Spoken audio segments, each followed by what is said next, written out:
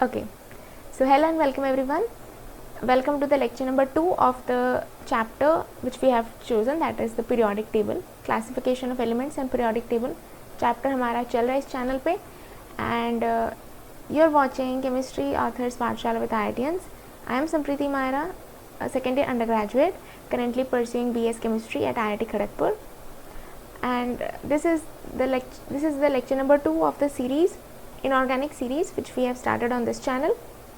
So lecture number 1 I have already recorded and also posted on the channel. So if you haven't watched it, please go and watch it as soon as possible, because in the lecture number 1 I had covered the introduction, the basics related with the periodic table, which will really help you in understanding this lecture also. So without wasting any further time, let's start our lecture number 2.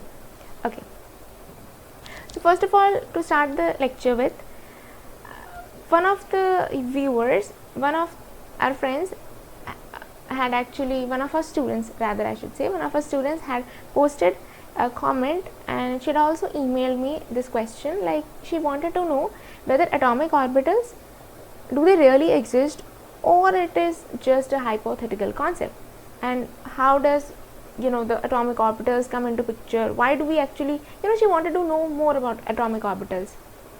Although I assume that atomic orbitals is a concept which is already taught to you guys in physical chemistry in the chapter of atomic structure, hopefully that is taught to you guys, but if not, then for the sake of her doubt, I am taking up her doubt, and in the beginning of the lecture I am going to discuss about the atomic orbitals. So if you guys are familiar with the atomic orbitals, then it's okay, you can skip to the next part of the video, because the next part of the lecture we are going to focus on the periodic trends, all kinds of periodic trends in the periodic table. Okay, but those of you who are also having similar doubt regarding atomic orbitals, please listen carefully. Okay, so let's start. Okay, just a second. Yeah, so first of all, let's read the points which is written, then I'll explain you the things in detail. So an atomic orbital, what is an atomic orbital? Atomic orbital is a function describing the location and the wave-like behavior of an electron in an atom. So basically ये क्या है, a function which describes the location and the wave-like behavior of an electron in an atom. This function can be used to calculate the probability of finding any electron of an atom in any specific region around the atom's nucleus. Also, the term atomic orbital may also refer to the physical region or the space where we can predict the electron to be present in that particular space, as predicted by the mathematical form of the orbital. Second क्या है कि these are theoretical constructs or concepts which help us visualize the solutions of Schrodinger equations. Third, what? The electrons exist. Yes, we know electrons do exist. The question is, do orbitals exist? But पहले ये clear कर लो कि electrons do exist, and they occupy specific regions. Oh sorry, not specific regions. They occupy regions with probabilities defined by equations. Now, which equations am I referring to over here? The equations which I am referring to over here are like these equations, like Schrodinger wave equation. I hope all of you have studied about the Schrodinger wave equations. Schrodinger wave equations are taught to you guys. I guess they are taught in quantum physics as well, which you are probably going to learn. Also, they are taught in physical chemistry under the atomic structure chapter. So hopefully you guys know about it. These regions have different spatial functions. Okay, so spatial function, one more word, I'll explain it further, but let's read first. So orbital is a word that can be used to describe that spatial function distribution of electrons. Okay, तो अभी तक हमने ये सब कुछ पढ़ा. So let's now focus on each point at a time. Okay, तो पहले क्या होता है actually? See, first of all, एक चीज़ try and understand कि हमारा main question है कि do atomic orbitals exist? But one thing, keep it clear in your mind, electrons do exist. Electron के एग्जिस्टेंस को लेके हमारे पास कोई क्वेश्चन नहीं है. वी आर श्योर कि electron exist, but the question is एक पर्टिकुलर टाइम पे इलेक्ट्रॉन कहाँ पे प्रेजेंट है, it is extremely difficult to predict. And the Schrodinger wave equations, ये जो श्रोडिंगर वेव इक्वेशन है ना, दे हेल्प अस. ये जो श्रोडिंगर वेव इक्वेशन के एक्चुअली मैथमेटिकल इक्वेशंस होती हैं ना ये, and they explain us the position and the, जो आपका श्रोडिंगर वेव इक्वेशन होता है उससे हमें बेसिकली इंटरप्रिटेशन क्या मिलता है कि the location, it confirms the location. ये हमें लोकेशन के बारे में एक आइडिया देता है कि एक सर्टन टाइम पे कहाँ मौजूद होने की प्रोबेबिलिटी होगी. एग्जैक्ट नहीं देता. ये जो मैथमेटिकल सॉल्यूशंस होते हैं of Schrodinger equations also, they kind of give us idea कि कहाँ पे इलेक्ट्रॉन को पाने की प्रोबेबिलिटी ज़्यादा होगी, कौन से स्पेसिफिक रीजन में कहाँ पे इलेक्ट्रॉन को पाने की प्रोबेबिलिटी होगी. बट वो एग्जैक्टली नहीं बताता कि फॉर इंस्टेंस मैंने बोल दिया कि t = 1 सेकेंड पे इलेक्ट्रॉन कहाँ पे प्रेजेंट होगा इस पर्टिकुलर रीजन पे, तो वो उस तरह से specifically at a particular time predict करना मुश्किल रहता है. बट अगर आप ओवरऑल श्रोडिंगर वेव इक्वेशन को देखो, तो श्रोडिंगर वेव इक्वेशन जो होता है उसके जो मैथमेटिकल सॉल्यूशंस होते हैं, they kind of help us visualise कि एक पर्टिकुलर रीजन में इलेक्ट्रॉन का लोकेशन कहाँ हो सकता है. उसके location, it gives us a probability of finding an electron in a particular location. Also, it confirms the wave-like nature, or it helps us visualize the wave-like nature of an electron in the atom. So these Schrodinger wave equation के mathematical solution can be used to calculate the probability of finding any electron of an atom in a specific region around the atom's nucleus. तो ये तो बात हो गई mathematical solutions की. मतलब the thing I have discussed was कि Schrodinger wave equation की जो मैथमेटिकल सॉल्यूशंस होते हैं उसका एक्चुअली काम क्या होता है, what is the interpretation out of those equations. तो अब इसमें एटॉमिक ऑर्बिटल्स वाला कॉन्सेप्ट क्या फिट बैठता है. द थिंग इज कि ये तो हमने जो बोला कि श्रोडिंगर इक्वेशंस है, अब जो श्रोडिंगर इक्वेशंस है ये तो मैथमेटिकल इक्वेशंस हैं. तो इस मैथमेटिकल इक्वेशन को, so these are abstract concept, ये एक एब्स्ट्रैक्ट कॉन्सेप्ट है. मैथमेटिकल इक्वेशन को हम विजुअलाइज कैसे करें, तो वो जो मैथमेटिकल इक्वेशन जो है श्रोडिंगर इक्वेशंस की, उसको इन अ फिजिकल फॉर्म में विजुअलाइज करने के लिए atomic orbitals help us. How do they help? For instance let's see the graph over here. ये ग्राफ बेसिकली है the probability density versus atomic distances. Actually nuclear distances हैं ये. For instance यहाँ 0 से 5 A0 है, 0 से 10 A0 है, तो ये पर्टिकुलर डिस्टेंसेज हैं फ्रॉम द न्यूक्लियस.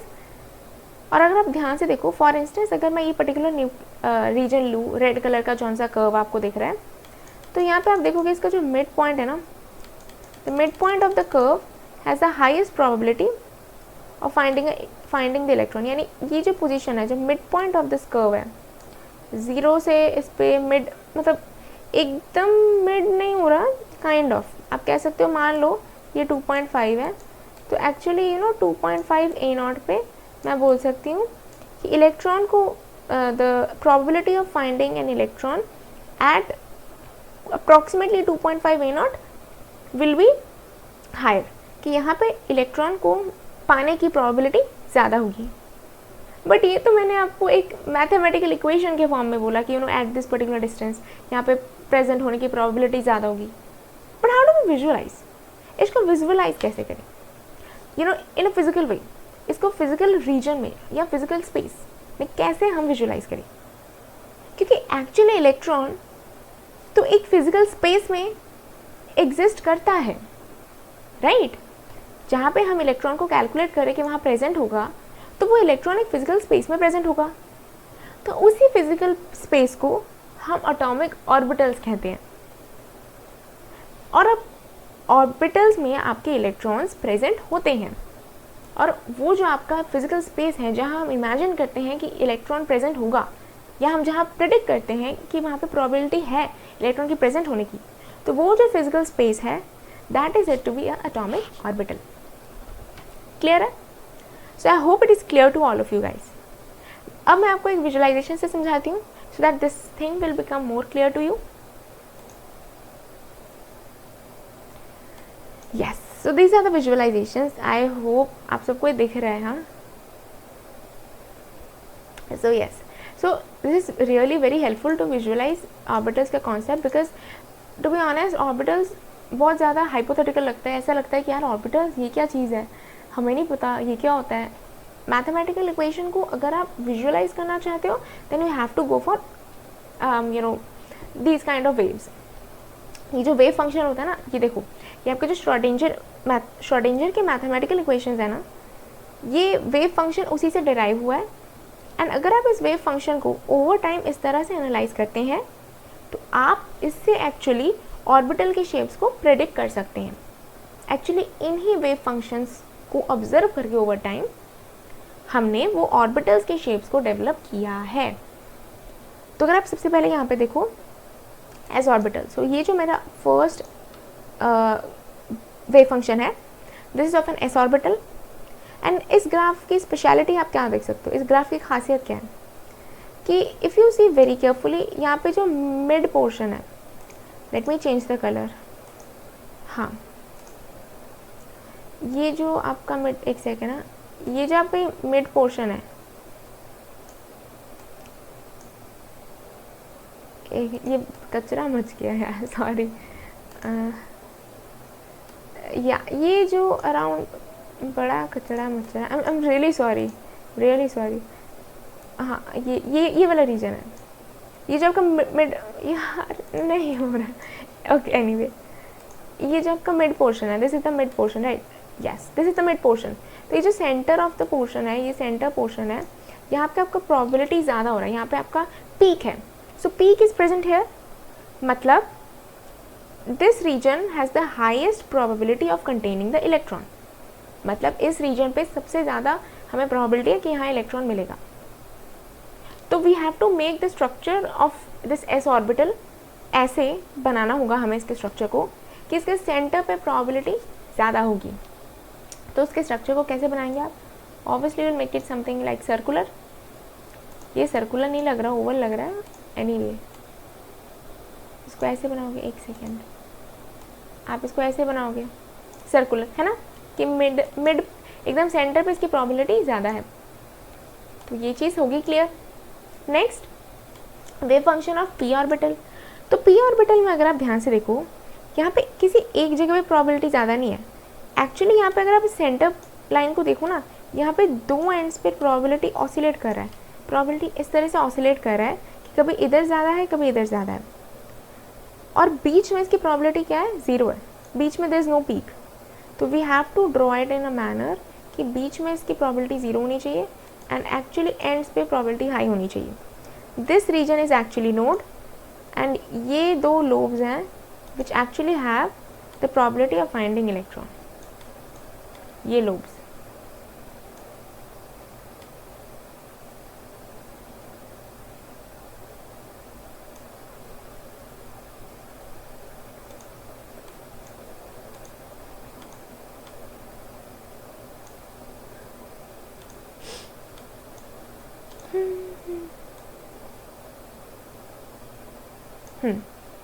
क्लियर है? नेक्स्ट, तो ये पी ऑर्बिटल हो गया, एस ऑर्बिटल हो गया. Now come to the d orbital. D orbital में भी वैसा ही हो रहा है. ये देखो, यहाँ पे आपको एक टाइम पे इधर को नोड आ रहा है, एक टाइम पे यहाँ पे नोड आ रहा है, and there is a peak. Peaks भी ऑसिलेट कर रहे हैं, कभी इस डायरेक्शन में आ रहा है, कभी पीक्स इस डायरेक्शन में आ रहा है. तो फ्रॉम द वेव फंक्शन, तो एक्चुअली ओवरऑल मेरा इस स्लाइड को दिखाने का मोटिव यह था कि ओवरऑल हम वेव फंक्शंस के नेचर से, एक्चुअली क्या है ना, ये वेव फंक्शंस क्या है, ये मैथमेटिकल इक्वेशंस हैं. Actually these are solutions. ये पीक्स जो हैं, ये पीक्स एक्चुअली सॉल्यूशन है मैथमेटिकल इक्वेशंस के ऑफ श्रोडिंगर. अब इसको हमने फिजिकल स्पेस में विजुअलाइज करने के लिए we have drawn the orbitals. तो orbitals actually help us visualise the physical aspect of the mathematical equations. Clear? Okay यार, ये विजुअलाइजेशंस अगर आपको पसंद आ रही है, so if you are liking the lecture please hit the like button, at least इस स्लाइड के लिए तो बनता है। ओके, सो नेक्स्ट पे चलते हैं। नेक्स्ट यस, तो जैसे मैंने आपको ड्रॉ करके दिखा दिया, this is the s orbital, वैसे ही this is the p orbital. अब पी ऑर्बिटल इट डिपेंड्स कि ये पी एक्स है, मतलब the density is along x axis, या पी वाई है, density is along y axis, या पी जेड है, density along the z axis. Similarly वो डी के लिए भी काम करता है। तो just see all the diagrams carefully and you will be through with it. Okay, yes, so S is actually spherically symmetrical. इसमें number of orbitals is 1 and total electrons is 2. Okay, one thing आप याद रखो कि actually each orbital contains 2 electrons. Always remember each orbital contains 2 electrons. ठीक है, तो यहाँ पे P पे 3 orbitals होते हैं, Px, Py, Pz, और ये डम्बल शेप्ड होते हैं। आई होप आपने डम्बल देखा होगा कभी इस तरह से जिम में, obviously people use, and I hope you have scene dumbbells. तो ऑब्वियसली 2 एंड्स पे वो उस टाइप के होते हैं, वेट्स होते हैं, तो that is the dumbbell shaped thing.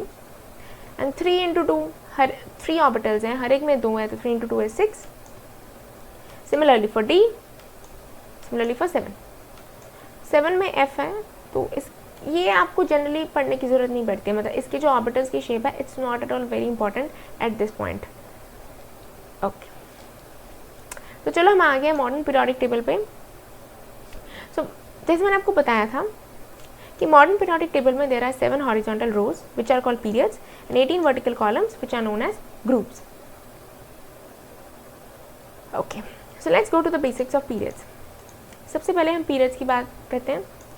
Each period contains the same valence shell, same principal quantum number, यानी कि उसका n कांस्टेंट होता है, पता है हमें। Each period start with alkali metal having the outermost electronic configuration NS1. ये भी मैंने आपको दिखा दिया था। In the if you are curious, मैंने ये लेक्चर नंबर 1 में क्लियर मतलब कवर किया हुआ है, तो if you have not done that, please go and watch lecture number 1. The link is in the description box. Each period ends with noble gas element having outermost electronic configuration this, except helium. यहाँ पे आप obviously देख सकते हो कि like for instance this is a period, तो एक period के एंड पे आपका एक्चुअली एंड जो हो रहा है वो आपका नोबल गैस एलिमेंट से ही एंड हो रहा है, एक्सेप्ट दिस हीलियम। और जो इसका कॉन्फ़िगरेशन होता है एक्चुअली NS2 NP6 होता है। ये नोबल गैस का वैलेंस शेल का कॉन्फ़िगरेशन जनरली ऐसा ही रहता है, एक्सेप्शन है ऑब्वियसली हीलियम, NS2 होता है हीलियम का। ईच पे starts with a new shell, ये भी मैंने लास्ट वीडियो में क्लियर कर रखा है। Maximum number of electrons is twice the number of atomic orbitals. यही चीज़ मैंने आपको क्लियर कर रखा है कि ईच ऑर्बिटल कंटेन्स 2 इलेक्ट्रॉन्स, तो maximum electrons in one orbital would be 2 times that number of electrons in that orbital. तो मैक्सिमम नंबर ऑफ एलिमेंट्स जो एक पीरियड में होगा वो ट्वाइस होगा the number of atomic orbitals available in the shell. समझ आया? आई थिंक नहीं समझ आया, तो नहीं समझ आया तो I have examples for you. पहला एग्जाम्पल क्या है? For the first period, shortest period, first period को for your information first period को हम शॉर्टेस्ट पीरियड भी बोलते हैं। इसमें एन शेल होता है ना, मतलब इसमें शेल नंबर क्या होता है? 1 होता है। ऑब्वियसली फर्स्ट पीरियड है तो n इक्वल्स टू 1 होगा। तो इसमें नंबर ऑफ एलिमेंट्स कितने हो सकते हैं ये हमको निकालना है। तो n है 1, n है 1, और वैल्यू ऑफ सब शेल क्या होगा? वैल्यू ऑफ मतलब see value of sub shell, understand, यहाँ पे n एक चीज़ है, n is the shell number and l एक चीज़ है, l is the sub shell number. तो ये होता है आपका शेल नंबर। यार ये काम क्यों नहीं कर रहा?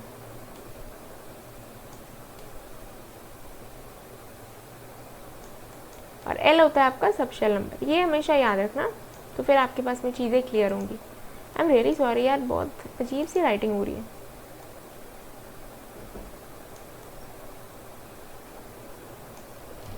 ओके या या तो जैसा कि हम कर रहे थे यहाँ पे, for instance if you consider the first period, तो फर्स्ट पीरियड लोगे, देखो जब आपका पास में n का वैल्यू 1 है तो आपको पता है कि l की वैल्यू क्या होगी, l की वैल्यू होगी 0, है ना।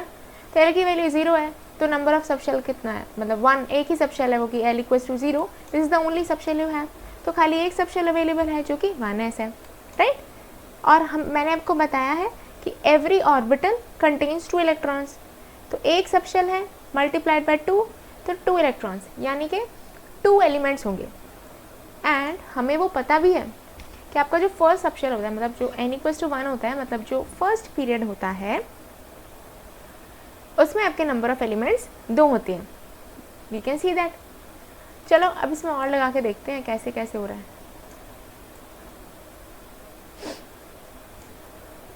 वैसे सेकेंड पीरियड को देखते हैं।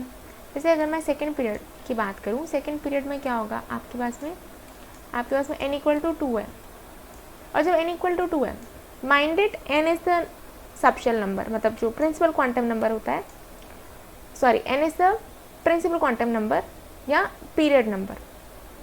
तो यहाँ पे l क्या होगा, l होगा 0, l होगा 1। तो यहाँ पे कितने सबशेल हुए, 2 सबशेल हुए, तो 2 सबशेल हुए, 2 सबशेल कौन कौन से, 2s, क्योंकि ये 2 है, और s एंड फर्स्ट जो 0 होता है, 0 का मतलब s होता है, वैसे 1 है तो यहाँ पे p होगा, दिस इज 2p, तो 2s एंड 2p, राइट। और मैंने आपको बताया कि एवरी ऑर्बिटल कंटेन्स 2 इलेक्ट्रॉन्स, तो आपको ऑर्बिटल्स देखने हैं एंड उस हिसाब से अगर आप काउंट करोगे आपके पास में उतने ही एलिमेंट्स आ जाएंगे। I show you.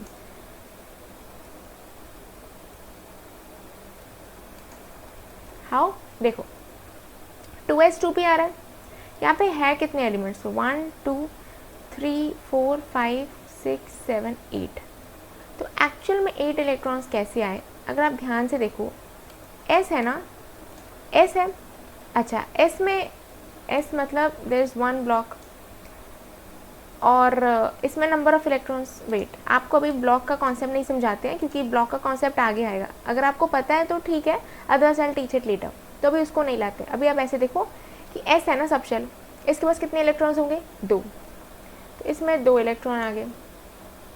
अब p, यार p के पास तो आपको मैंने पहले दिखाया px py pz, और ये 3 है तो 3 सबशेल है, तो 3 सबशेल है इनटू हर एक में कितने हैं, 2 है, तो टोटल कितने हो गए, 6।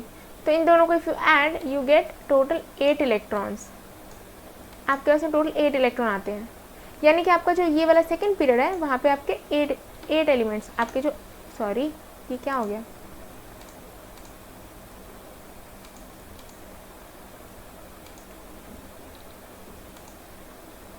ये कुछ अजीब सा नहीं हो गया, आई एम रियली सॉरी, क्या हो गया अचानक से, हाँ, तो आपके 8 एलिमेंट्स आ गए।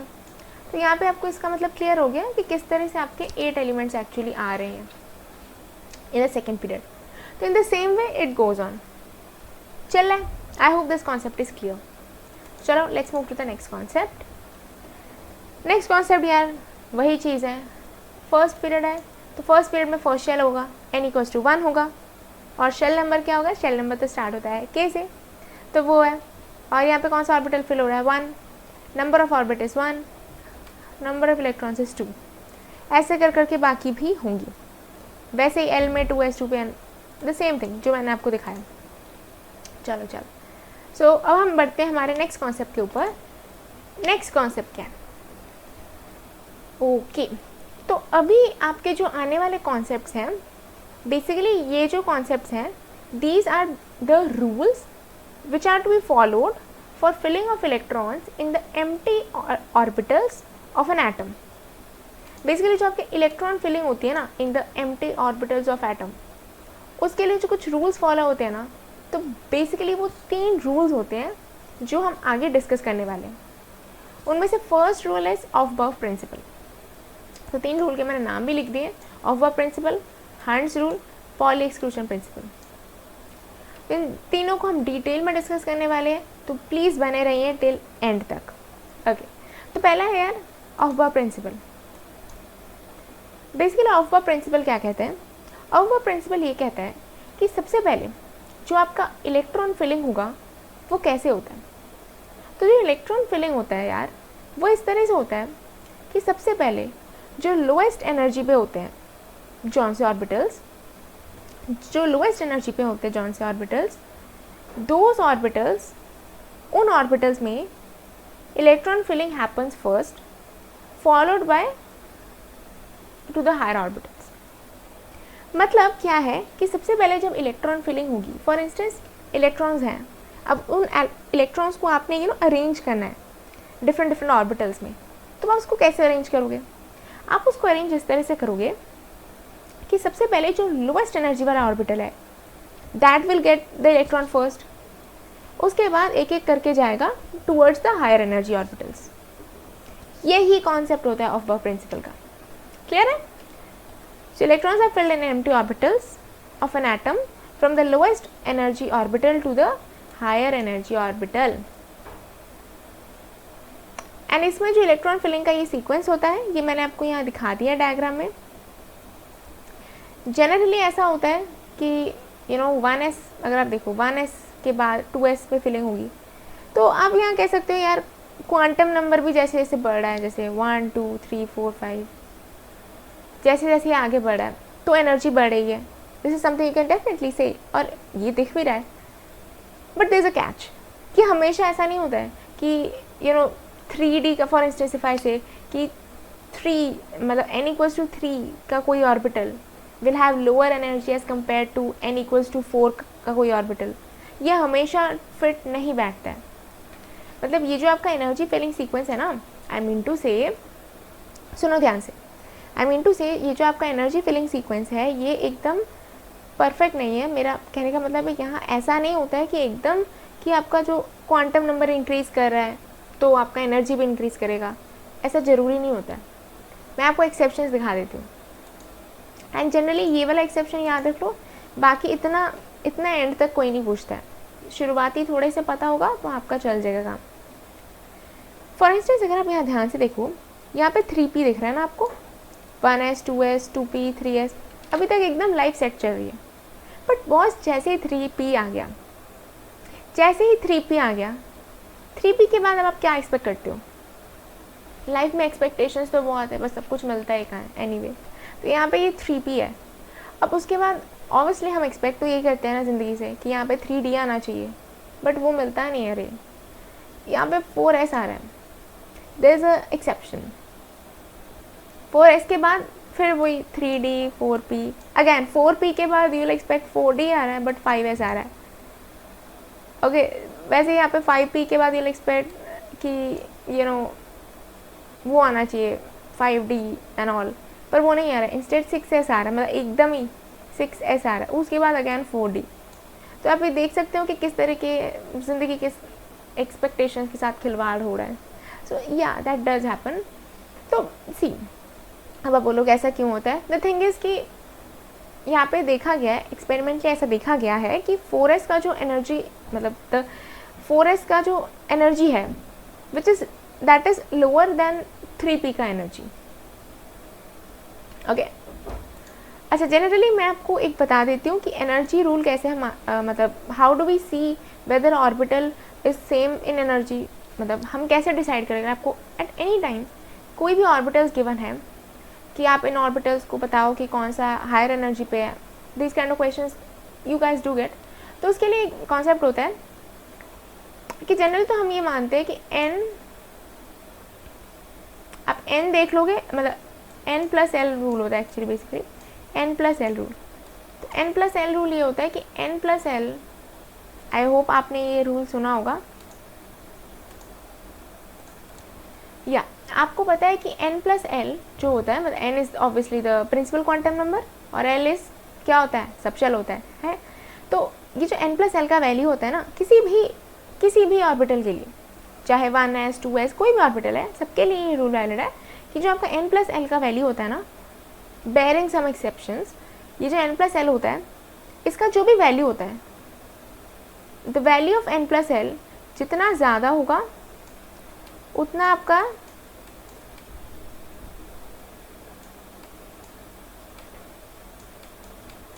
उतना आपका जो स्टेबिलिटी है वो कम होगा। तो n+l का वैल्यू, इसका मतलब सी, अब ऑब्वियसली अब इलेक्ट्रॉन फिलिंग फिर कैसे होगा? इलेक्ट्रॉन फिलिंग तो बॉस सबसे लोएस्ट एनर्जी ऑर्बिटल से लेके then it goes to the higher energy orbital. तो मतलब जिस ऑर्बिटल का n+l का वैल्यू कम होगा वो ज़्यादा स्टेबल होगा और इलेक्ट्रॉन फिलिंग वहाँ से स्टार्ट होगी। क्लियर है? Clear to you guys?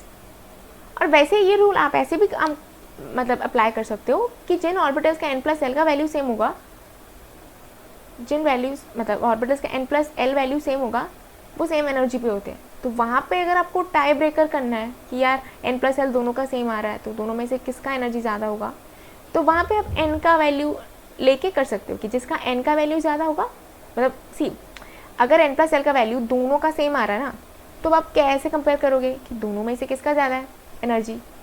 तो वहाँ पे टाई ब्रेकर है ना, वो n होता है। तो n का वैल्यू जिसका ज़्यादा उसका एनर्जी ज़्यादा, उसकी स्टेबिलिटी कम।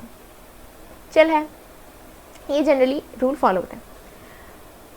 तो यार जैसे let's come back to the topic, जो मैं आपको समझा रही थी कि देयर आर सर्टन एक्सेप्शंस, जैसे 3p और के बाद 4s आता है एंड देन 3d। तो 3d के केस में ये है कि यार 4s का जो एनर्जी है that is less than 3d का एनर्जी। ऐसा देखा गया एक्सपेरिमेंटली, सो उसी चीज़ को यहाँ पे डायग्राम में लिया गया। सो मतलब सी इसके बियॉन्ड में ज़्यादा हमें 5s 6s वहाँ तक जाने की ज़रूरत नहीं पड़ती है।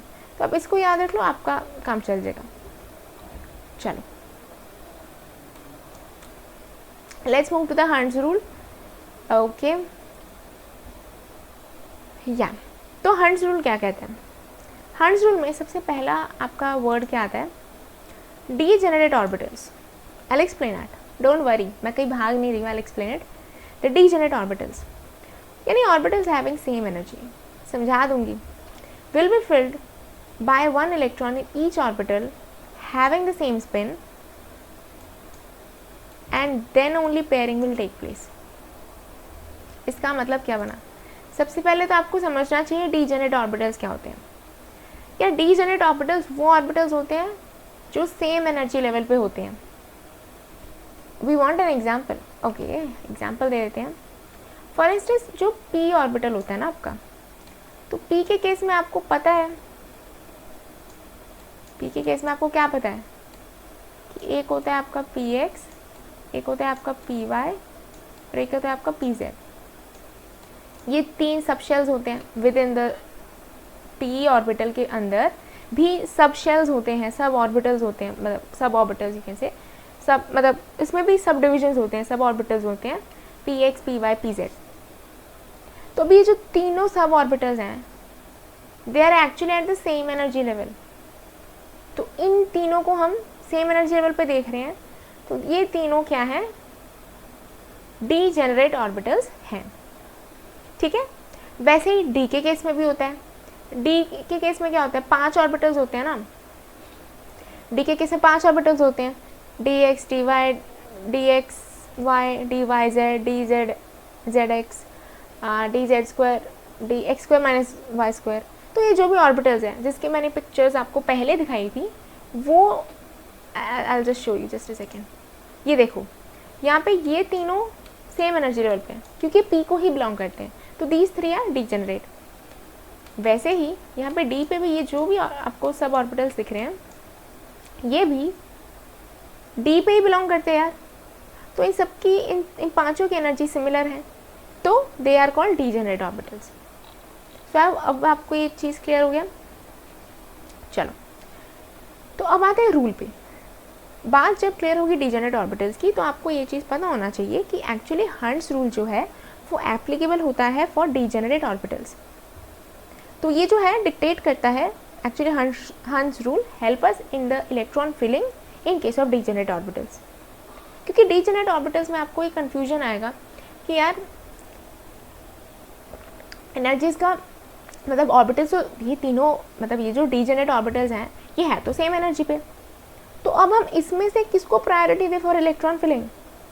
तो उसका कन्फ्यूजन को क्लियर करने के लिए we use the Hund's rule. तो नाउ लेट्स कम टू कि हर्ट्ज़ रूल कहता क्या है। हर्ट्ज़ रूल ये कहता है कि in case of degenerate orbitals सबसे पहले हर एक जो बॉक्स है, ये जो एक बॉक्स है, जैसे पी एक्स है, ये जो एक बॉक्स है, हर एक बॉक्स, हर एक ऑर्बिटल फिल होगा बाय, ये जो आपका सबशेल है, जैसे पी इज अ सबशेल, हाँ, सो पी इज अ सबशेल, तो ये जो सबशेल में एक एक बॉक्सेस हैं, एक एक बॉक्स को हम ऑर्बिटल कहते हैं, तो every orbital will receive one electron in the same spin, in the same spin. पहले इसका मतलब ना हाफ फिलिंग होगा, इसमें 3 है, तो इस तरह से हर एक ऑर्बिटल एक एक इलेक्ट्रॉन रिसीव करेगा।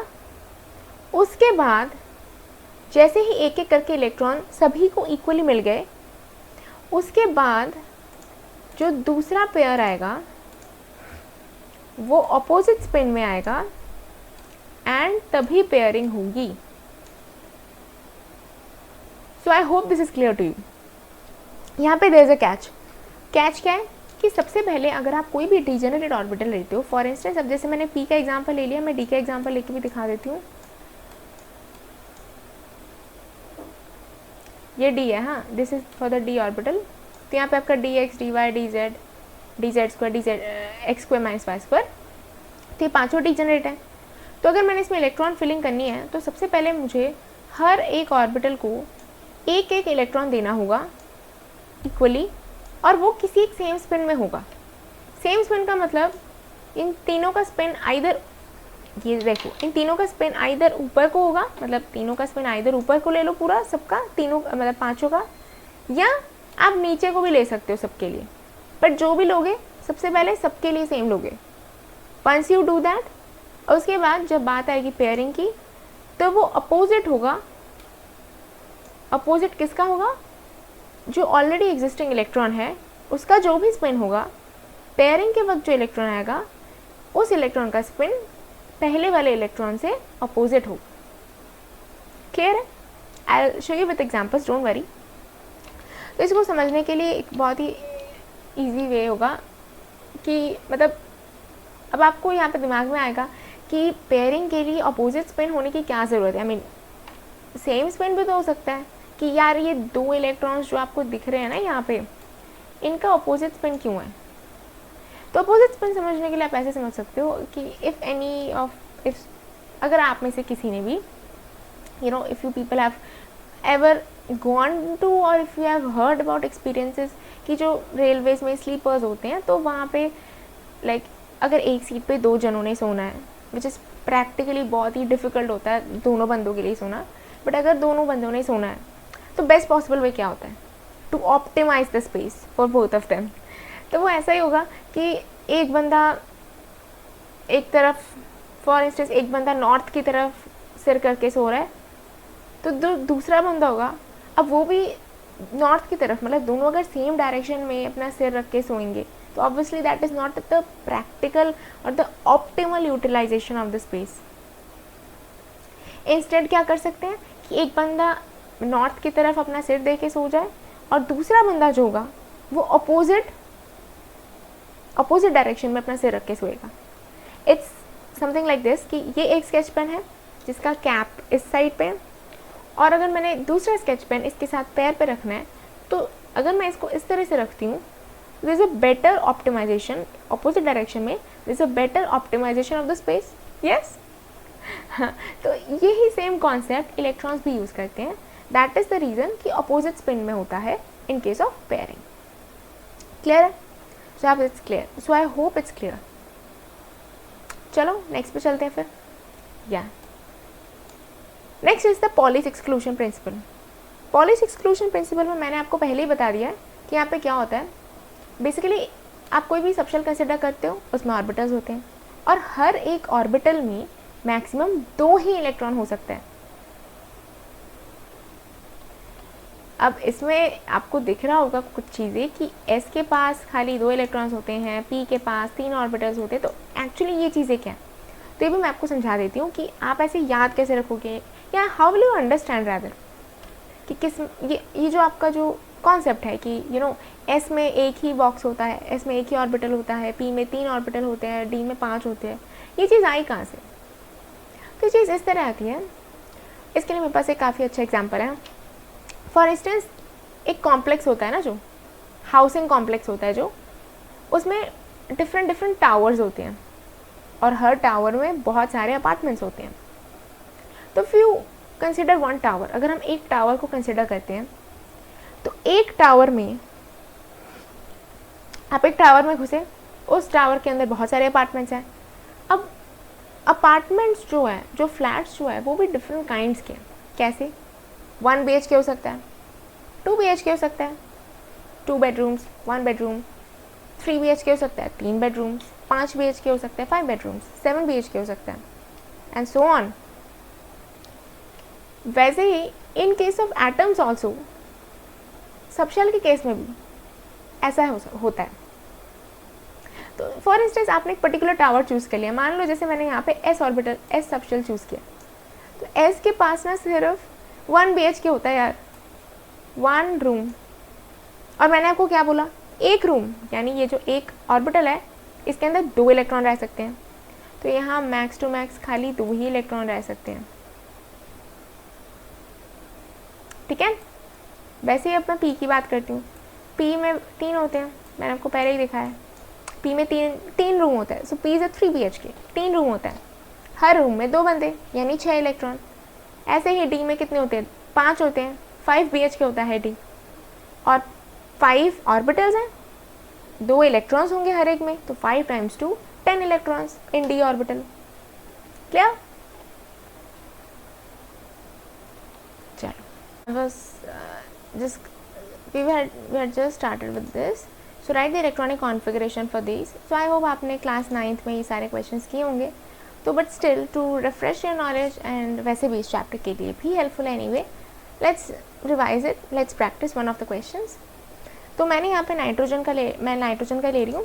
तो जब भी आपने इलेक्ट्रॉनिक कॉन्फ़िगरेशन लिखना होता है, always no its atomic number. तो नाइट्रोजन के केस में एटॉमिक नंबर है 7. एक्चुअली एटॉमिक नंबर क्या है, नंबर ऑफ इलेक्ट्रॉन्स जो भी उस पर्टिकुलर एलिमेंट में है इन द ग्राउंड स्टेट. तो नाइट्रोजन के पास 7 इलेक्ट्रॉन्स हैं. अब आप इसको अरेंज कैसे करोगे? तो मैंने यहाँ पे बॉक्सेस बना रखे हैं, इफ यू कैन सी.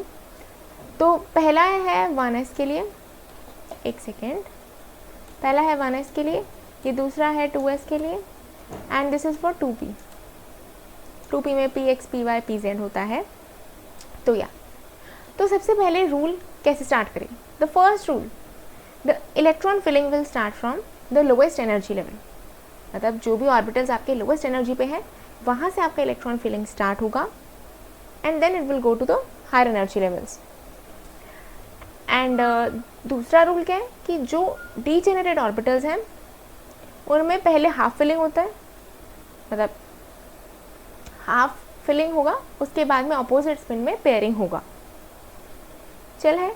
और एक ऑर्बिटल में 2 ही इलेक्ट्रॉन मैक्सिमम हो सकते हैं. तो ये 3 रूल्स हमने जो पढ़े हैं वो यहाँ पे इस तरह से अप्लाई करके देखते हैं. तो 1s अगर आप देखो, 1s बाकी किसी के साथ में डीजेनरेट तो नहीं है, तो 1s में पहले 1 इलेक्ट्रॉन हुआ, एंड देन सेकेंड एक बार मतलब हाफ फिल्ड हुआ. अब दूसरे इलेक्ट्रॉन जो आएगा वो अपोजिट स्पिन में होगा. नेक्स्ट 2s एंड 3p, इनका एनर्जी लेवल डिफरेंट है, नॉट एट ऑल डीजेनरेट. तो पहला एक इलेक्ट्रॉन आया, दूसरा इलेक्ट्रॉन आके ऑपोजिट स्पिन में आएगा. चल है, यहाँ तक क्लियर है. अब इसके बाद क्या होगा कि यहाँ पे 2p है, तो ये तीनों डीजेनरेट है, इसमें एक एक करके इलेक्ट्रॉन फिल होगा. एक बार हाफ फिल्ड हो गया, उसके बाद जो दूसरा इलेक्ट्रॉन आएगा वो अपोजिट स्पिन में आके पेयरिंग करेगा, या अपोजिट स्पिन में आके पेयरिंग करेगा. मतलब एक सेकेंड, यहाँ पे नाइट्रोजन के केस में देयर आर 7 इलेक्ट्रॉन्स ओनली. तो नाइट्रोजन, एक सेकेंड, हाँ सॉरी, नाइट्रोजन के केस में यहाँ पे 7 है, माइंड इट. तो पहले तो डीजेनरेट है ये तीनों, तो एक एक करके इलेक्ट्रॉन आ जाएगा. उसके बाद हम देखेंगे दूसरा इलेक्ट्रॉन फिर अपोजिट स्पिन में आके पेयरिंग होगा. पर यहाँ पे 7 है, तो आप देख सकते हो यहाँ तक 7 हो गया, तो bus stop it. So I hope आपको ये चीज़ें क्लियर हो गई हैं कि कैसे हमने जो पहले 3 रूल्स पढ़े थे उनको पढ़ के हमने उसको यहाँ पे अप्लाई किया है. ठीक है, चलो. I have also taken one more question for you. Okay, so question number 2. Question number 1 I hope सबको क्लियर है. So let's move to the question number 10 now. Oh sorry, question number 2 now. Okay, so if we think 10 number of periods are present in the periodic table, मतलब आपके पास में ना n अगर 10 है, मैं क्या बोल रही हूँ यहाँ पे, अगर आपके पास में n इक्वल्स टू 10 है, मतलब 10 पीरियड्स हैं पीरियोडिक टेबल में, बट मॉडर्न पीरियोडिक टेबल में कितने पीरियड्स होते हैं? 7 होते हैं. तो this is a hypothetical case जहाँ मैं आपको अज्यूम करने के लिए बोल रही हूँ कि यहाँ पे 10 पीरियड्स हैं इन द पीरियोडिक टेबल. तो उस सिनेरियो में how many elements would these periods accommodate? तो आपको याद होगा earlier in this lecture today मैंने आपको दिखाया था कि कैसे हम हर एक पीरियड में कितने मैक्सिमम एलिमेंट्स होंगे उसको किस तरह से हम कैलकुलेट करते हैं. So we have already discussed that. But अब मैंने क्या बोला है कि मैंने आपको टोटल पीरियड्स दे दिया है कि 10 पीरियड्स है भाई. अब 10 पीरियड्स हैं तो मैक्सिमम कितने एलिमेंट्स ये 10 पीरियड्स अकोमोडेट कर सकते हैं. So this is the question. तो अब वैसे अगर आप एक एक पीरियड एट अ टाइम लोगे तो इस तरह करना थोड़ा टाइम टेकिंग एंड कम्बरसम हो जाएगा. यस, वैसे I want you to pause the video here and try it on your own. Okay, so I hope आपने इसको ट्राई कर लिया. So if you have tried it, अब मैं आपको इसका सोल्यूशन दिखाती हूँ. इसका एक्चुअली ना बेसिकली एक थोड़ा सिस्टमैटिक अप्रोच रहता है इस टाइप के क्वेश्चंस को करने का. ये काफ़ी टिपिकल क्वेश्चंस होते हैं, इनको करने का अप्रोच भी काफ़ी टिपिकल होता है और वो काफ़ी ईजी भी है. Yes, this is the basically solution. Step by step मैंने आपके पास मतलब दिया हुआ so that it's easy for you guys to revise. जब भी आप रिवाइज कर रहे हो इस वीडियो के बाद तो आप इस स्टेप बाय स्टेप प्रोसेस को फॉलो करोगे तो it will be very simple for you guys. ठीक है, चलो पहले देखते हैं फर्स्ट स्टेप क्या है. फर्स्ट स्टेप है कि आप यू फर्स्ट सी कितने नंबर ऑफ शेल्स हैं. मतलब सबसे पहले तो यार हमने डिटरमाइन कर दिया कि हमारा n का वैल्यू क्या है. तो n का वैल्यू हमारे पास में n इक्वल्स टू 10 है. उसके बाद में दूसरा हमें क्या करना है, we have to find the number of subshell x. तो यहाँ पे x का वैल्यू x क्या है, basically x is the subshell. तो सबसे पहले हमने n निकाल लिया. अब n के बाद we are going to find the number of subshell which is x. तो x इज इक्वल्स टू, यहाँ पे x जो आपका नंबर ऑफ सबशेल है इसको निकालने के लिए रास्ते दो तरफ जा रहे हैं ऑन द बेसिस ऑफ कि आपका जो n है या जो आपका शेल नंबर है वो इवन है या ऑड. इसके बेसिस पे आपका नंबर ऑफ सबशेल जो निकालने का प्रोसेस है, जो मेथड है, वो दो रास्तों में डेविएट होगा. व्हेन n इज इवन तो आपका फॉर्मूला फर्स्ट लगेगा x equal to n plus 2/2 whole square. ये आपका नंबर ऑफ सबशेल होगा व्हेन n इज इवन. वैसे ही व्हेन n इज ऑड तो आपके पास में ये दूसरा फॉर्मूला लगेगा जहाँ पे x equals to n plus 1/2 whole square. तो अब आपको ये दोनों चीज़ें समझ में आ गई. Now let's move to the step 3. तो एज में पता चल गया कि n equals to 10, obviously this is even number. तो फिर हम x का ये वाला फॉर्मूला लगाएंगे जो इवन के लिए एप्लीकेबल है. And we got the number of subshells to be 36. Yes, अच्छा, if you have seen my lecture number 1 and lecture number 2 का बिगिनिंग ऑल्सो, मैंने आपको बताया था कि every subshell, you know, like each subshell can accommodate maximum 2 electrons. तो यहाँ पे सबशेल कितने आए हमारे पास आंसर में 36. तो नंबर ऑफ इलेक्ट्रॉन्स कितने अकोमोडेट करेगा 36 इंटू 2 विच इज 72. तो हमारा आंसर आ गया है कि total accommodated electrons in 10 periods would be 72. Okay, so I hope this question is clear to all of you. चलो, let's move to the next concept. Yeah. तो first क्या है कि a new period always starts with the entry of its first electron in the s orbital of a new shell. यार ये तो nothing new, ये तो मैंने आपको पहले ही बताया हुआ है कि ऐसा ही होता है कि सबसे पहले s ऑर्बिटल में घुसता है. क्यों घुसता है सबसे पहले? क्योंकि वही लोएस्ट एनर्जी में होता है, लोएस्ट एनर्जी वाला ऑर्बिटल होता है, you know, in for a particular period. उसमें जो एंट्री होगा वो सबसे पहले एस ऑर्बिटल से ही स्टार्ट होता है. That is like very obvious, क्योंकि आपका इलेक्ट्रॉन फिलिंग अगर आप देखो एल्कली मेटल से ही हर एक पीरियड बिगिन होता है. तो फर्स्ट पॉइंट एकदम क्लियर है. सेकेंड पॉइंट क्या है, in a period shell number of p orbital is same as that of s orbital, whereas d orbital is 1 less and f orbitals are 2 less. ये क्या है, इन्होंने actually क्या बोला है कि ये जो आपका एक पीरियड है, दिस इज़ फॉर 1 पीरियड। तो इन अ पीरियड जो s के साथ, जो s सबशेल के साथ आपका जो प्रिंसिपल क्वांटम नंबर n होता है, वही same principal quantum number t subshell के लिए भी होता है, बट d सबशेल पे आएंगे तो n-1 हो जाएगा प्रिंसिपल क्वांटम नंबर। वैसे ही f सबशेल के लिए n-2 हो जाएगा principal quantum number, and this happens in a period. Okay cool. चलो yeah next is the periodic table का ब्रॉड क्लासिफिकेशन किस तरह से होता है। तो पहला कैटेगरी होता है रिप्रेजेंटेटिव एलिमेंट्स का। रिप्रेजेंटेटिव एलिमेंट्स आपके एस प्लस पी ब्लॉक होता है। मैंने आपको पहले ही लेक्चर 1 में बता दिया था कौन सा एस एंड पी ब्लॉक होता है। एस एंड पी ब्लॉक कैसे होता है कि आपका जो ग्रुप 1 एंड 2 है ना, उसको हम मिला के एस ब्लॉक बोलते हैं, और जो 13 to 18 वाला ग्रुप है उसको हम मिला के पी ब्लॉक बोलते हैं। Then comes the transition elements.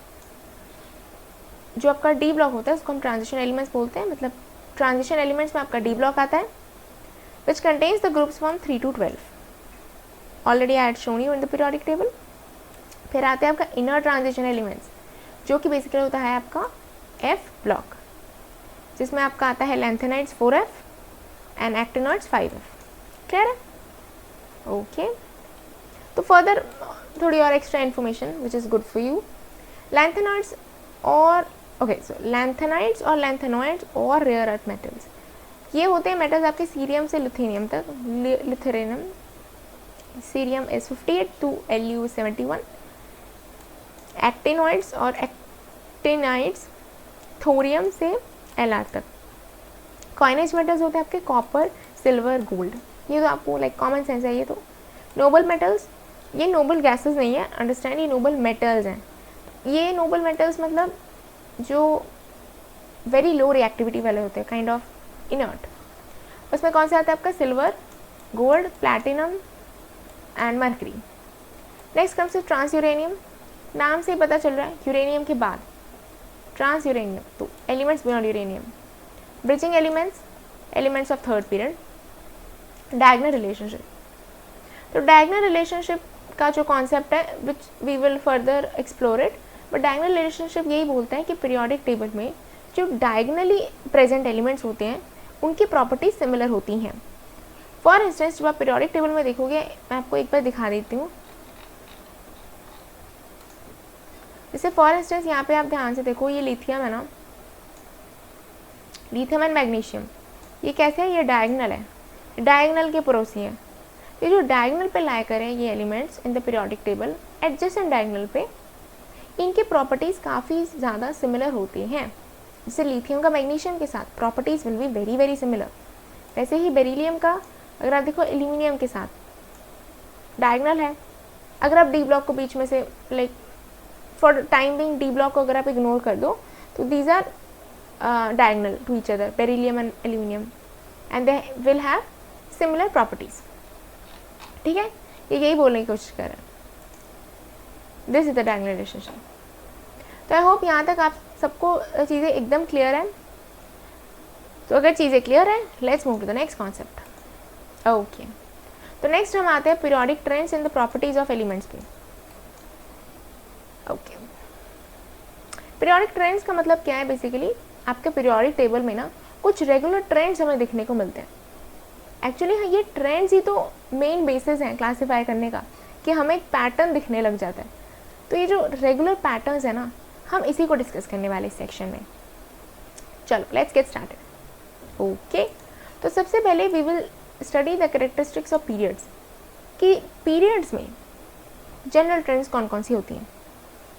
तो सबसे पहले वैलेंस इलेक्ट्रॉन एंड वैलेंसी। ये तो आपको पता है, मैंने आपको ऑलरेडी एक्सप्लेन किया हुआ है कि in a particular period the valence shell remains the same, बस नंबर ऑफ इलेक्ट्रॉन्स इंक्रीज होते रहते हैं उस वैलेंस शेल में as we go from left to right. Obviously अगर वैलेंस इलेक्ट्रॉन सेम, मतलब वैलेंस इलेक्ट्रॉन्स बढ़ते जा रहे हैं तो वैलेंसी भी बढ़ती जाएगी।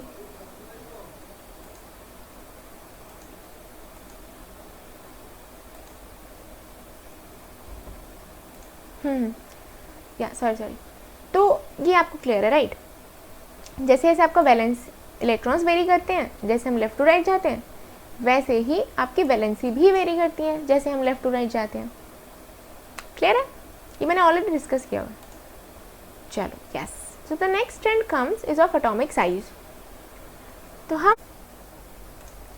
Okay, yeah so as I was talking about the atomic size, तो यहाँ पे यार जो ये एटॉमिक साइज का फंडा है, एटॉमिक साइज के केस में क्या हो रहा है, basically what happens is, atomic size के केस में the atomic size decreases when we go from left to right in the periodic table. मतलब कि जब आप लेफ्ट से राइट में जा रहे हैं in a period, this is happening in a period, मतलब इन अ पीरियड जब आप लेफ्ट टू राइट जा रहे हो, as you go from left to right in a period, the atomic size decreases.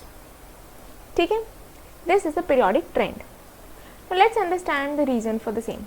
कि ऐसा क्यों हो रहा है?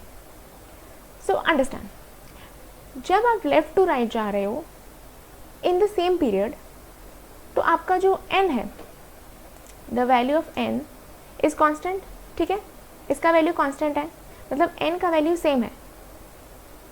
तो जब आप लेफ़्ट टू राइट जा रहे हो तो सेम शेल, जो आपका n है, जो सेम शेल है, उसके अंदर नंबर ऑफ इलेक्ट्रॉन्स एक एक करके इंक्रीज कर रहे हैं जैसे आप लेफ़्ट टू राइट जा रहे हो, और साथ में आपके इलेक्ट्रॉन्स तो इंक्रीज हो रहे हैं आपके उसी सेम शेल के अंदर, ऑल्सो साथ में आपका प्रोटॉन नंबर भी इंक्रीज हो रहा है, जो आपका एटॉमिक नंबर है, जो प्रोटॉन नंबर है न्यूक्लियस में, वो भी इंक्रीज कर रहा है। तो आप यहाँ पे समझ सकते हो, यहाँ पे आपका न्यूक्लियस है, this is the nucleus, and ये आपका ऑर्बिट है इस तरह से, एंड इसमें जो भी n का नंबर है, जो भी आपका शेल है, k शेल,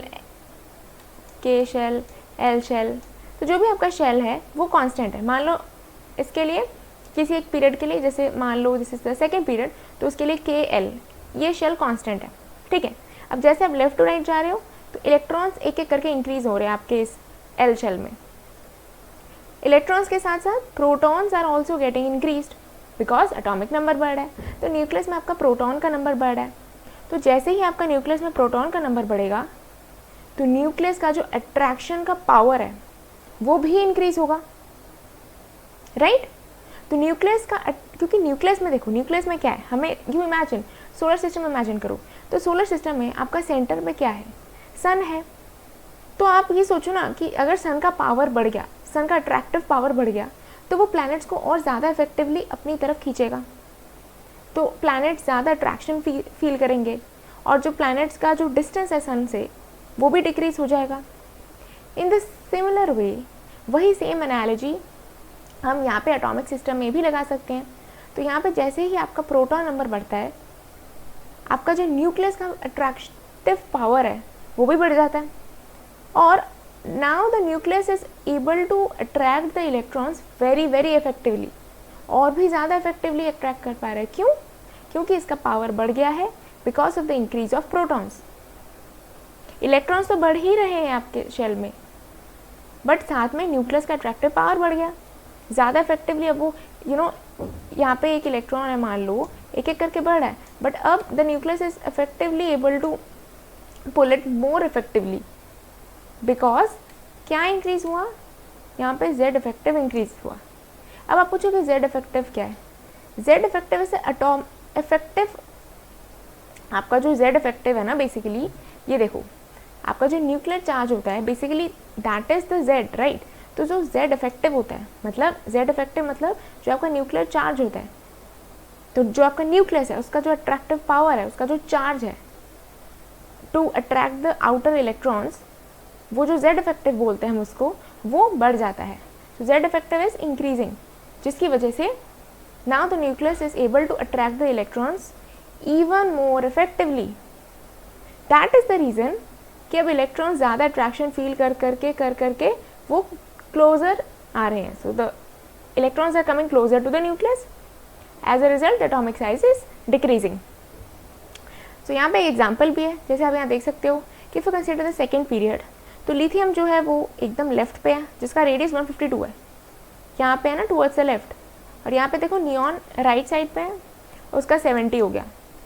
मतलब देख सकते हो कितना ज़्यादा डिक्रीज हो रहा है. The same thing is shown by the graph also. Atomic radius versus atomic number. आप देख सकते हो the graph is inversely proportional. तो ये बता रहा है कि सर जैसे आपका एटॉमिक नंबर बढ़ रहा है, एटॉमिक रेडियस आपका घट रहा है. Cool. Okay, so the same thing is shown over here also. यहाँ देखो ये actually basically they are in the same period. तो हम जैसे ही लेफ्ट टू राइट जा रहे हैं इन द सेम पीरियड, आप अगर यहाँ ध्यान से देखो आपका जो नंबर ऑफ इलेक्ट्रॉन्स है ना इन द आउटर शेल वो बढ़ते जा रहे हैं. शेल का नंबर जो है वो कांस्टेंट है, but number of electrons eventually बढ़ते जा रहे हैं इन द शेल. बट साथ में प्रोटॉन का नंबर भी बढ़ रहा है, जिसकी वजह से जेड इफेक्टिव बढ़ा है. So this thing is very clearly visualised over here. ठीक है, चलो. Okay, so the next concept comes of ionisation energy. Minded, अभी तक हम जो भी कर रहे हैं, जो भी ट्रेंड्स वेरिएशंस आप देख रहे हो, वो सारे लिमिटेड है फॉर अ पीरियड. ग्रुप वाला अभी नहीं आया, ग्रुप वाला मैं करवाऊंगी, but first let's focus on period के ट्रेंड्स. तो आयोनाइजेशन एनर्जी क्या होता है, सबसे पहले ये समझते हैं. Ionisation energy is basically the energy which is required to remove an electron from its outer shell. मतलब किसी भी इलेक्ट्रॉन को उसके आउटर शेल से निकालने के लिए हमें जो भी एनर्जी उस इलेक्ट्रॉन को प्रोवाइड करनी होगी, उस एनर्जी को हम आयोनाइजेशन एनर्जी बोलते हैं. तो ऑब्वियसली बॉस खुद ही सोचो, मैंने आपको क्या बोला, जैसे ही हम लेफ्ट टू राइट जाते हैं ना पीरियड, आपका जो जेड इफेक्टिव होता है वो क्या होता है, वो इंक्रीज होता है. तो जेड इफेक्टिव जब इंक्रीज हो रहा है, आपका न्यूक्लियर चार्ज बढ़ रहा है, आपका न्यूक्लियस का अट्रैक्शन बढ़ रहा है, तो भी आउटर इलेक्ट्रॉन्स को और भी ज़्यादा इफेक्टिवली खींच पा रहा है अपनी तरफ. तो अगर आउटर इलेक्ट्रॉन्स अब पहले से ज़्यादा इफेक्टिवली अट्रैक्शन फील कर रहे हैं, तो आउटर मोस्ट इलेक्ट्रॉन्स को अब निकाल पाना उनके शेल से और भी ज़्यादा डिफ़िकल्ट हो जाएगा. हमें और भी ज़्यादा मेहनत करनी होगी. क्यों? क्योंकि जेड इफेक्टिव बढ़ गया और अब आउटर मोस्ट इलेक्ट्रॉन भी ज़्यादा अट्रैक्शन फेस कर रहे हैं, तो अब उनको निकालना हो जाएगा मुश्किल. दैट इज़ द रीज़न कि जब हम लेफ्ट टू राइट जाते हैं in the period, the ionisation energy increases. यहाँ पे हमारे पास एक एग्जाम्पल भी आप देख सकते हो. लिथियम का जो एनर्जी, आयोनाइजेशन एनर्जी, वो 520 किलो जूल पर मोल है. ये एकदम लेफ्ट साइड पे होता है. वेरएज नियॉन जो आपका एक्सट्रीम राइट साइड में होता है, उसका सेम पीरियड में होने के बावजूद आप आयोनाइजेशन एनर्जी देखो कितना ज़्यादा बढ़ गया है. सो यू कैन सी कितना ज़्यादा इंक्रीज हुआ है. तो यहाँ पे मैंने ये ग्राफ भी दिखाया है कि किस तरह से ये चीज़ें हो रही हैं. आई hope this is clear. Okay, next thing comes metallic character. Again metallic character को समझने के लिए आपको पहले समझना होगा मेटल्स क्या होते हैं, या मेटल्स क्या होते हैं. तो मेटल्स बेसिकली, मेटल किसको बोलते हैं? मेटल्स वो होते हैं the elements which are able to lose their electrons very easily. मतलब जो एलिमेंट्स बहुत इजीली इलेक्ट्रॉन्स लूज कर देते हैं, जिनके आउटर मोस्ट इलेक्ट्रॉन, जो उनका आउटर मोस्ट शेल होता है, वहाँ से इलेक्ट्रॉन निकालना जिनके केस में ईजी होता है, उन एलिमेंट्स को हम मेटल्स बोलते हैं. जैसे एल्कली मेटल होता है, जो आपका alkali metals, alkali elements alkali metals बोलते हैं ना. तो उनको वो मेटालिक कैरेक्टर क्यों दिखाते हैं? क्योंकि उनके आउटर मोस्ट शेल में 1 इलेक्ट्रॉन होता है और एक इलेक्ट्रॉन को आउटर मोस्ट शेल से निकाल पाना बहुत ज़्यादा ईजी हो जाता है. जस्ट एक ही इलेक्ट्रॉन है, वो बहुत ईजिली लूज कर देंगे, तो वो अपना स्टेबल गैस कॉन्फिगरेशन अटेन कर लेंगे. तो दे शो मेटालिक कैरेक्टर. तो इसका मतलब क्या हुआ कि मेटालिक कैरेक्टर क्या होता है? मेटालिक कैरेक्टर एग्जिबिट करने के लिए क्या होना चाहिए फिर? कि बहुत इजीली इलेक्ट्रॉन लूज करना चाहिए उसके आउटर मोस्ट शेल से. बट बॉस जब हम लेफ्ट टू राइट जाते हैं, जेड इफेक्टिव बढ़ता है, जिसकी वजह से outer most electron now faces more attraction, जिसकी वजह से वहाँ से आउटर मोस्ट शेल से इलेक्ट्रॉन निकाल पाना हो जाता है मुश्किल. तो मेटालिक कैरेक्टर क्या हो जाएगा? डिक्रीज, क्योंकि अब वो मेटालिक कैरेक्टर आसानी से एग्जिबिट नहीं कर पा रहा है. क्लियर हो गया? Next, electronegativity. Boss metallic character का एकदम उल्टा, या नाम से पता चला है, इलेक्ट्रोनेगेटिविटी, यानी इलेक्ट्रॉन को अट्रैक्ट करने की या इलेक्ट्रॉन को गेन करने की tendency. The capacity of gaining electrons, मतलब जो इलेक्ट्रॉन को गेन करने की या लेने की टेंडेंसी जो होती है, जो हैलोजेंस की होती है, फ्लोरीन, क्लोरीन, इनकी ज़्यादा टेंडेंसी होती है इलेक्ट्रॉन को अपनी तरफ खींचने के लिए। तो अब आप देखो, आपका न्यूक्लियस का अट्रैक्शन बढ़ गया है, तो उसकी टेंडेंसी, अब न्यूक्लियस का अट्रैक्शन अगर बढ़ गया है, अब वो आउटरमोस्ट इलेक्ट्रॉन्स को तो खींच ही रहा है, अब उसकी टेंडेंसी बढ़ गई है टू अट्रैक्ट द इलेक्ट्रॉन्स। जैसे ही आपका जेड इफेक्टिव बढ़ता है, उसका टेंडेंसी बढ़ जाता है फॉर अट्रैक्शन ऑफ इलेक्ट्रॉन्स। तो अब आपका न्यूक्लियस ज़्यादा इफेक्टिवली इलेक्ट्रॉन्स को अपनी तरफ खींच पा रहा है। दैट्स द रीज़न कि इलेक्ट्रोनेगेटिविटी बढ़ जाता है as we go from left to right. और इसका एकदम अपोजिट इलेक्ट्रोपॉजिटिविटी, कि कितनी इलेक्ट्रोपॉजिटिविटी क्या होता है, the tendency to lose electron. अब वो घट जाएगा obviously, because Z effective increase हो रहा है, तो इजीली इलेक्ट्रॉन लूज करना मुश्किल हो जाएगा। सो आई होप यहाँ पे आपको पीरियड के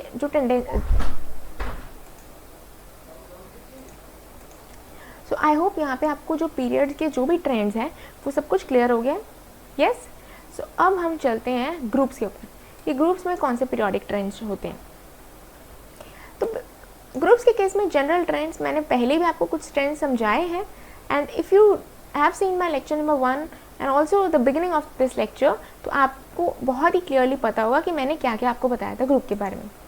देखो, ग्रुप के बारे में ये होता है कि जैसे ही हम top to bottom in a group जाते हैं, ग्रुप क्या होता है, वर्टिकल कॉलम, जैसे हम टॉप टू बॉटम जाते हैं, आपका एक एक करके शेल इंक्रीज करता है, but the number of electrons in the valence shell, in the outer shell, in the valence shell, जो नंबर ऑफ इलेक्ट्रॉन्स होते हैं वो रहते हैं कांस्टेंट। ये मैंने आपको समझाया हुआ। इवेंचुअली अगर वैलेंस इलेक्ट्रॉन कांस्टेंट रह रहा है तो वैलेंसी भी जनाब कांस्टेंट रहेगी। तो ये दो चीज़ें क्लियर हो गई हमें। नेक्स्ट बात आती है एटॉमिक साइज की। तो ये थोड़ा सा इंटरेस्टिंग है, तो let's explore this further. Yes, तो पहले देखते हैं ट्रेंड क्या है, उसके बाद समझेंगे। तो ट्रेंड ये है कि जैसे ही हम टॉप टू बॉटम जाते हैं in group, the atomic size increases. Yes, the atomic size increases, but one more thing, थोड़े एक्सेप्शंस आ जाते हैं p and d block elements में। इसके एक्सेप्शंस क्यों आते हैं, एक्सेप्शंस के भी रीजंस क्या हैं, वो हम आगे डिस्कस करेंगे जब हम इंडिविजुअली इन ग्रुप्स को पढ़ेंगे। बट अभी के लिए you understand the general trend कि the atomic radius increases as we go from top to bottom in a group. ठीक है, okay. Now let's come to the reason कि ऐसा होता क्यों है। क्योंकि पीरियड के केस में तो हमने एकदम उल्टा देखा था, बट यहाँ ग्रुप के केस में तो थिंग्स आर गेटिंग एकदम अपोजिट। तो ऐसा क्यों होता है? बेसिकली अगर आप यहाँ पे एक चीज़ देखो कि जैसे ही आप टॉप टू बॉटम जा रहे हो, ये आपका lithium, sodium, potassium, they are in the same group. हम जैसे ही टॉप टू बॉटम जा रहे हैं, इसका जो आउटर शेल है उसमें जो इलेक्ट्रॉन है वो एक ही है हर केस में, मतलब balance electron remains the same. But जब आप देखते हो कि जैसे हम लिथियम से सोडियम गए हैं, there is a increase of one shell, वैसे ही sodium to potassium there is increase of shell. तो जैसे हम टॉप टू बॉटम जाते हैं, एक एक करके आपका शेल इंक्रीज करता रहता है। तो जैसे ही आपका शेल इंक्रीज कर रहा है, अब न्यूक्लियस, आपका जो न्यूक्लियस है, अब आप बोलोगे यार न्यूक्लियस में आपका एटॉमिक नंबर तो बढ़ रहा है, obviously atomic number is increasing, no doubt atomic number increase कर रहा है, ऑल्सो शेल नंबर भी इंक्रीज कर रहा है। तो इन दोनों इफेक्ट्स में कौन ज़्यादा डोमिनेट करता है? तो अगर आप ध्यान से देखो, आपका एटॉमिक नंबर का जो भी इंक्रीज होगा ना, उससे ज़्यादा इंक्रीज इसका शेल का नंबर में है। मतलब जो आपका increase in number of shells है और जो इलेक्ट्रॉन क्लाउड का इंक्रीज है, that is way more than उसका एटॉमिक नंबर का increase. As a reason, as a result, अगर आप यहाँ देखो कि यहाँ पे नंबर ऑफ शेल्स आपके बीच में बढ़ गया, मतलब ये जो आपका आउटरमोस्ट इलेक्ट्रॉन है और न्यूक्लियस है, इसके बीच का जो गैप है इलेक्ट्रॉन क्लाउड का, क्योंकि बीच में भी और भी इलेक्ट्रॉन्स हैं, शेल्स भी है, तो वो एक तरह से इस बाहर के इलेक्ट्रॉन को इस न्यूक्लियस के अट्रैक्शन से दूर कर रहा है। एज अ रिजल्ट न्यूक्लियस का अट्रैक्शन घट रहा है ऑन द आउटरमोस्ट इलेक्ट्रॉन, जिसकी वजह से now the nucleus is not able to attract the outermost electron as effectively as it was able to do before. जिसकी वजह से आप देख सकते हो कि यार न्यूक्लियस और आउटरमोस्ट इलेक्ट्रॉन में जो डिफरेंस है, मतलब जो गैप है, वो ज़्यादा हो रहा है शेल्स इंक्रीज करने की वजह से, एंड शेल्स में इलेक्ट्रॉन्स भी इंक्रीज कर रहे हैं। तो आपका जो इलेक्ट्रॉन क्लाउड है, जो आपका न्यूक्लियस है और जो बाहर वाला इलेक्ट्रॉन है, उनके बीच में जो गैप है वो ज़्यादा बढ़ रहा है। एज अ रीज़न आपका न्यूक्लियस का अट्रैक्शन हो जाता है कम, आपका जेड इफेक्टिव हो जाता है कम। जेड इफेक्टिव की कम होने की वजह से द रेडियस इंक्रीजेस, बिकॉज अब न्यूक्लियस का ज़्यादा अट्रैक्शन है ही नहीं बाहर वाले इलेक्ट्रॉन के ऊपर, तो उसको अपनी तरफ खींच तो पा ही नहीं रहा है। तो एज अ रिजल्ट आपका जो है radius, atomic radius increases as we go from top to bottom. तो actually the increase in number of shells या आपका increase in the atomic radius वो ज़्यादा डोमिनेट करता है एटॉमिक नंबर के इंक्रीज को। So that is the main reason of here. तो यहाँ पे आप ध्यान से ये भी देख सकते हो, मैंने यहाँ पे आपको एग्जाम्पल के तौर पे दिखाया भी है किस तरह से आप देख सकते हो ना। न्यूक्लियस, ये देखो यहाँ न्यूक्लियस है और ये जो बाहर वाले इलेक्ट्रॉन है, इनके बीच में बहुत बड़ा मतलब गैप है और बीच में बहुत सारे इलेक्ट्रॉन क्लाउड आ रहे हैं। तो as a result effective Z effective घट रहा है। क्लियर है? यस, चलो यस। तो अभी तक हमने जो भी डिस्कस किया ग्रुप और पीरियड के इफेक्ट्स को, मैंने उसको यहाँ पर समराइज करके यहाँ पे आपको पिक्चर के फॉर्म में रिप्रेजेंट किया हुआ है। एंड बाय द वे, ये जो भी डेटा मैं यूज़ कर रही हूँ, all the references can be found in our book ultimate guide to inorganic chemistry, तो जिसका नाम ये देखो, the ultimate guide to inorganic chemistry. At the end of the video अगर आपको उसके बारे में जानना है तो please stay till at the end of the video, जहाँ मैं इस बुक के बारे में आपको ब्रीफली डिस्कस करूँगी। जो भी मैंने इस लेक्चर में कवर किया है, everything can be found in this book, the ultimate guide to inorganic chemistry. ये अमेजॉन पे भी अवेलेबल है। We'll talk about it at the end. यहाँ पे हम देख सकते हैं यार, it's just a quick recap. Period में लेफ्ट टू राइट साइज क्या हो रहा है? डिक्रीज हो रहा है। ग्रुप में टॉप टू बॉटम साइज क्या हो रहा है? इंक्रीज हो रहा है। क्लियर है? आप देख सकते हो कि ये कैसे हो रहा है। अब अगर आप बीच में देखो, डिस्क्रिपेंसीज हैं कई कई जगह पे, बट डोंट वरी, वो डिस्क्रिपेंसीज भी हम कवर करेंगे इन फर्दर सेक्शंस। तो यार ग्रुप के केस में क्या होता है? ग्रुप के हमें वो क्या कहते हैं, ग्रुप के ट्रेंड्स डिस्कस करते हैं। तो ग्रुप के केस में आयोनाइजेशन एनर्जी देखते हैं। ये तो बड़ा वो हो गया, एक सेकेंड। हाँ, तो ग्रुप के केस में क्या होगा? Again ionisation energy, the energy required to remove an electron from its outermost shell. अब आउटर मोस्ट शेल का मतलब जो न्यूक्लियस है, क्योंकि जेड इफेक्टिव डिक्रीज हो रहा है as we are going from top to bottom, आपका जो जेड इफेक्टिव है वो डिक्रीज हो रहा है, तो न्यूक्लियस का influence on the outermost electron also decreases. As a result we are able to remove the outermost electron very easily, क्योंकि अब वो इलेक्ट्रॉन ज़्यादा अट्रैक्शन फेस कर ही नहीं रहा है न्यूक्लियस से। यस, तो इजीली आपको जो आयोनाइजेशन एनर्जी है वो भी डिक्रीज हो जाएगा। हमें ज़्यादा एनर्जी प्रोवाइड करने की ज़रूरत नहीं पड़ रही है, बहुत ही आसानी से इलेक्ट्रॉन को हम निकाल पा रहे हैं। क्लियर है? यहाँ पे ये रीज़न भी वही मेंशन है जो मैंने आपको समझा दिया। यहाँ पे एग्जांपल भी है। फॉर इंस्टेंस लिथियम अगर आप देखो, उसका आयोनाइजेशन एनर्जी 520 है, वेरा सीजियम जो उसी के ग्रुप में एकदम एंड पे आता है, उसका आप देख सकते हो काफ़ी घट गया, 374। So yes, clear? ओके, मैंने पहले भी आपको समझा दिया, पीरियड्स के लिए वही सेम चीज़ यहाँ हो रहा है। मेटालिक कैरेक्टर अगैन, यहाँ पे आयोनाइजेशन एनर्जी तो घट रही है, आउटर मोस्ट इलेक्ट्रॉन पे न्यूक्लियस का इन्फ्लुएंस घट रहा है। तो अगर ऐसा हो रहा है तो बहुत ही इजीली इलेक्ट्रॉन लूज कर सकता है वो एलिमेंट, तो आपका मेटालिक कैरेक्टर क्या हो जाएगा? इंक्रीज करेगा। It increases because Z effective क्या हो रहा है? घट रहा है। न्यूक्लियस अट्रैक्शन कम हो रहा है तो बहुत आसानी से निकाल सकते हो इलेक्ट्रॉन। वही सेम रीज़न है, इलेक्ट्रोपॉजिटिविटी भी बढ़ेगा। क्लियर? इलेक्ट्रोनेगेटिविटी उल्टा, अब न्यूक्लियस का अट्रैक्शन घट रहा है, तो now the nucleus will not be able to attract the electron effectively. As a result electronegativity, जो इलेक्ट्रॉन को अट्रैक्ट करने की टेंडेंसी है, वो हो जाएगा कम। So that becomes less negative, मतलब it decreases on going from top to bottom. हाँ, रिएक्टिविटी देखो यार, रिएक्टिविटी एक बहुत ही ब्रॉड टर्म है। रिएक्टिविटी आप जैसे ये डिपेंड करता है, ठीक है। मेटल्स के केस में रिएक्टिविटी को हम कैसे बोलेंगे कि जितना इफेक्टिवली वो मेटल इलेक्ट्रॉन को लूज़ कर सकता है, जितना उसका मेटालिक कैरेक्टर ज़्यादा होगा, या इलेक्ट्रोपॉजिटिविटी ज़्यादा होगा, या आयोनाइजेशन एनर्जी कम होगा, उतना हम कहेंगे कि वो मेटल ज़्यादा रिएक्टिव है। बट ऑन द कॉन्ट्ररी, अगर आप हैलोजेंस की बात करो, जो आपके मतलब नॉन मेटल्स हैं, उनके केस में क्या होगा कि रिएक्टिविटी कैसे ज़्यादा होगा? कि अगर वो इलेक्ट्रॉन्स को बहुत इफेक्टिवली अपनी तरफ खींच पा रहे हैं, if they are able to attract the electrons effectively, तो हम बोलेंगे कि वो नॉन मेटल्स रिएक्टिव है। तो ये एक्चुअली डेफिनेशन होता है, मतलब इस तरह से रिएक्टिविटी का, ये यहाँ पे भी एक्सप्लेन किया हुआ है, so you can go through this. So yeah that's the end of this lecture today. तो मैं आपको नेक्स्ट लेक्चर नंबर 3 में हम कवर करने जा रहे हैं penetration effects and shield effects, and believe me ये बहुत इंपॉर्टेंट होता है, इसके रिलेटेड काफ़ी क्वेश्चंस भी आते हैं and they are slightly confusing, but don't worry, I will make them simple for you.